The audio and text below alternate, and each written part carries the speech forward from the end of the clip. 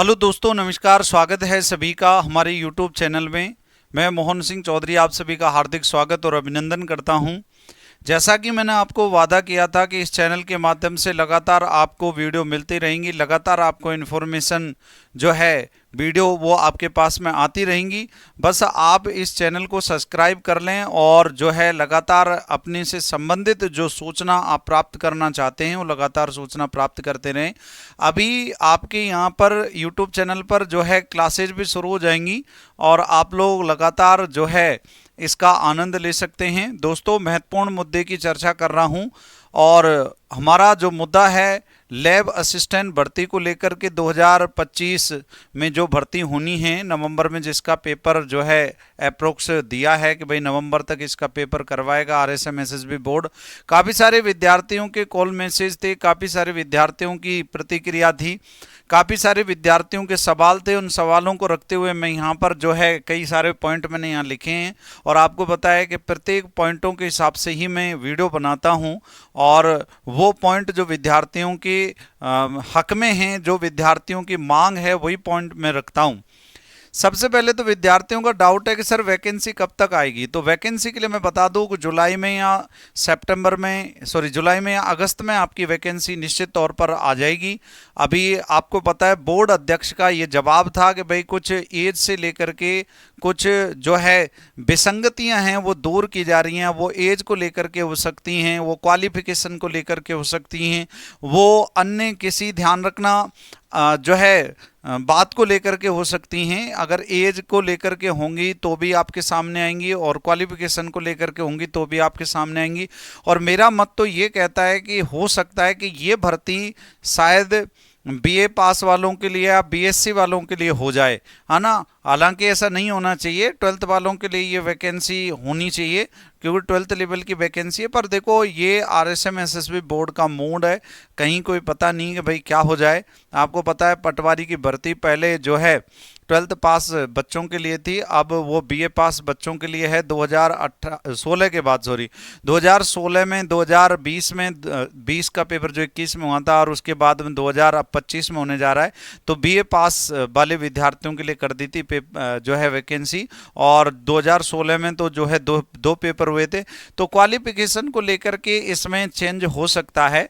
ठीक है, एक तो ये बात आपकी क्लियर हुई कि भाई जुलाई में अगस्त में वैकेंसी आपके आ जाएगी। एग्जाम कब तक होना है? अभी तक तो एग्जाम ये दिया हुआ है कि भाई एग्जाम नवंबर में इसका होना है, ठीक है ना, नवंबर दिया हुआ है। पर किसी कारण बस मान लो 4th ग्रेड की वैकेंसी में फॉर्म रीओपन किए गए तो बहुत बड़ी वैकेंसी, उसका एग्जाम खिसकेगा। अब एग्जाम खिसकेगा तो सीधी सी बात है कि भाई 4th ग्रेड की वैकेंसी के कारण जो है अन्य एग्जामों पर भी असर आएगा। और एक दूसरा कि नवंबर में जो है चुनाव हैं, सरपंची के चुनाव, या कह सकते हैं अपने गांव में तो यही बोलते हैं, बाकी मैं तो यही कहूँगा स्थानीय स्वशासन के जो है स्थानीय निकायों के चुनाव हैं। तो निश्चित तौर पर जो है वैकेंसी आगे डिले है। परंतु विद्यार्थियों के हक की बात तो यही है कि अगर पेपर तय समय पर हो तो सबसे अच्छा है, ठीक है ना। तो एग्जाम कब तक होगा? नवंबर में दिया हुआ है, अभी आगे एग्जाम खिसक सकता है। तो बाकायदा ये सवाल भी मैंने आपको बता दिया है। एक सिलेबस क्या हो सकता है सर इस बार? सिलेबस इस बार हो सकता है कि हो सकता है इसमें पिछली बार केवल राजस्थान जी के, देखो सिलेबस इस प्रकार से था। जो 2016 में पेपर हुआ था उसमें केवल साइंस की पोस्टों पर पेपर हुआ था। 2018 में भी साइंस की पोस्टों पर पेपर हुआ था। 2022 में सिलेबस बदला। 3 सब्जेक्ट थे, एक तो साइंस सब्जेक्ट थी भैया, एक तो साइंस सब्जेक्ट थी, एक भूगोल सब्जेक्ट थी और एक सब्जेक्ट थी गृह विज्ञान। तो मेरे बच्चों गृह विज्ञान जो सब्जेक्ट थी इसका तो बाकायदा एक ही पेपर हुआ था। गृह विज्ञान का तो केवल एक ही पेपर हुआ था, बस एक पेपर हुआ था, ठीक है ना। भूगोल के कितने पेपर हुए थे? इसका भी एक ही पेपर हुआ था। लेकिन ध्यान रखना साइंस के 2 पेपर हुए थे भैया, पेपर फर्स्ट और पेपर सेकंड। फर्स्ट पेपर और एक हुआ था, ध्यान रखना सेकंड पेपर हुआ था। तो इसमें तो क्या आया था, मैं हालांकि इसके बारे में विस्तृत वीडियो बनाऊंगा सिलेबस को लेकर के, ठीक है ना। अभी आप नॉर्मली सुन ले। 2022 में ये हुआ था कि साइंस में जो फर्स्ट पेपर था ना, उसमें इंडिया जी के, राजस्थान जी के, राजस्थान का करंट, इंडिया का करंट और साइकोलॉजी जैसे सब्जेक्ट शामिल थे, और सेकंड पेपर में खुद की सब्जेक्ट शामिल थी, ठीक है ना। तो ध्यान रहे ये चीज आप लोगों को कि टोटल ये जो पेपर हुआ था, टोटल 200 क्वेश्चन का पेपर हुआ था, ठीक है ना, जिसमें खुद के जो सब्जेक्ट है उसका अगर बात करेंगे तो उसका 100 क्वेश्चन आए थे, और 100 के अब आप लगा लो डबल, तो 100 के डबल अगर लगाते हैं तो आप लोगों को पता है कि भाई जो है यहाँ पर 200 नंबर का, और ये जो फर्स्ट पेपर था ये आपको पता है इसके 100 क्वेश्चन थे। तो फर्स्ट पेपर पर ज़्यादा फोकस करें, ठीक है ना। हालांकि इसके बारे में आपको साइंस वाले टीचर और अच्छे से बता देंगे, मैं ज्योग्राफी के लिए बताऊंगा आपको विशेष रणनीति। तो ज्योग्राफी का एक ही पेपर हुआ था, गृह विज्ञान का एक ही पेपर हुआ था। ज्योग्राफी में और गृह विज्ञान में अच्छे से सुनेंगे, अपने सब्जेक्ट के तो थे 100%, और राजस्थान जीके के थे 50 क्वेश्चन, ठीक है। टोटल 150 क्वेश्चन थे, एक क्वेश्चन 2 नंबर का था, टोटल 300 नंबर के प्रश्न पत्र थे, ठीक है ना। 300 नंबर का ये और 300 नंबर का ही ये प्रश्न पत्र था, 150 क्वेश्चन थे इनमें। अब की बार पॉलिटिकल साइंस जोड़ी जा सकती है, पिछली बार पॉलिटिकल रोल नहीं था, पिछली बार पॉलिटी नहीं थी, पिछली बार करंट भी नहीं थी, तो अब की बार करंट अफेयर्स और पॉलिटी की जोड़ी जा सकती है, क्योंकि अब हर एग्जाम में पॉलिटी और करंट तो आ ही रही है। वीडियो के एग्जाम को छोड़ दिया जाए तो वीडियो में पॉलिटी नहीं है, वीडियो में भारत का इतिहास भी नहीं है, ठीक है, बाकी वीडियो में करंट तो है बाकायदा। तो सिलेबस में परिवर्तन हो सकता है इस बार, ठीक है ना। क्या हो सकता है सिलेबस, तो ये भी मैंने आप लोगों को बता दिया है, क्योंकि आपको पता है बोर्ड बहुत ज्यादा लंबा जब हो जाता है तो सिलेबस में थोड़ा बहुत परिवर्तन करता है, टॉपिकों को भी ऊपर नीचे करता है। जैसे आपकी 12 अपवाद तंत्र को हटा देगा और कोई टॉपिक डाल देगा, ठीक है, आपको अब जलवायु को हटा देगा या लोक देवता हटा देगा, ठीक है ना। तो ऐसे टॉपिकों में भी ऊपर नीचे परिवर्तन होगा, निश्चित तौर पर होगा।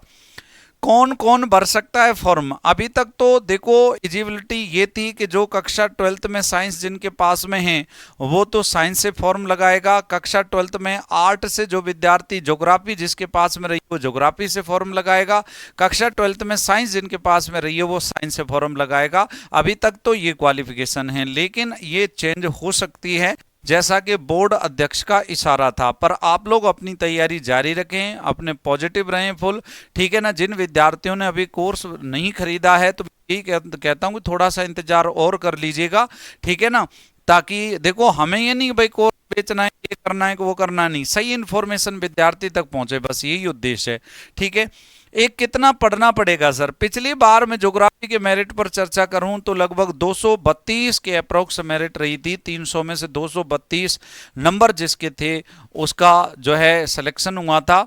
और बाकायदा अगर मैं बात करूं तो फिर कैटेगरी वाइज अलग अलग सिलेक्शन का रेशियो रहा था।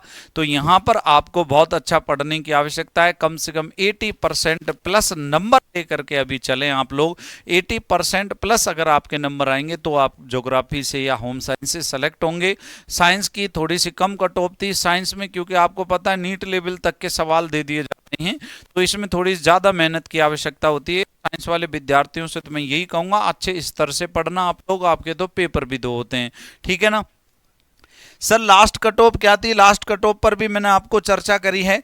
एक कितने घंटे पढ़ें अभी से सर, लगभग 5 से 6 घंटे अभी आपको पढ़ने की आवश्यकता है। और ये एक ही पेपर होना है, इसमें कोई सीईटी भी नहीं है आपको भाई सीईटी दे रही हो तो कोई सीईटी भी नहीं है, तो बिना सीईटी के वैकेंसी है, ये अच्छा मौका है आपके पास, अच्छी अपॉर्चुनिटी है, इसको पूरी तरीके से आप लोग बुनाइए। और इस चैनल के साथ में आप जुड़ जाइए, इस चैनल को सब्सक्राइब कर लीजिए ताकि लगातार आपको इसी प्रकार की वीडियो मिलती रहें और आपको हेल्प होती रहे, और यही हमारा उद्देश्य है। बहुत बहुत धन्यवाद, राम राम, नमस्कार, जय हिंद, जय भारत सभी को, थैंक यू।